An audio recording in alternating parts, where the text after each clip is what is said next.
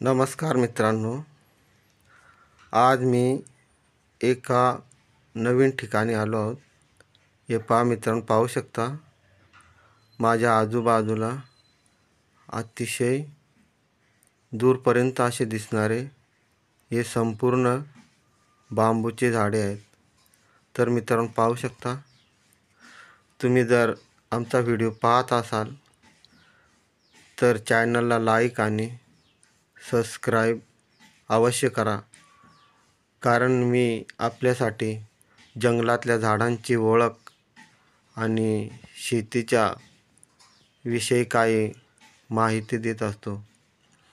तर मित्रांनो पाहू शकता, हे बांबूचे झाड, याच्यापासून आपल्याला उपयोग होणाऱ्या तर याच्यापासून आपल्याला लांब अशा सरळ काठ्या किंवा बाजारात विकायला येणाऱ्या टोपल्या, करंड्या, पाट्या किंवा सुपं याच बांबूपासून बनवले जातात। या बांबूचा उपयोग फर्निचरसाठी अतिशय मोठ्या प्रमाणात होत असतो। फर्निचरच्या खुर्च्या किंवा बेड यासाठी सुद्धा वापरले जातात। तर पाहू शकता, या असे बांबूच्या झाडाची ओळख आहे।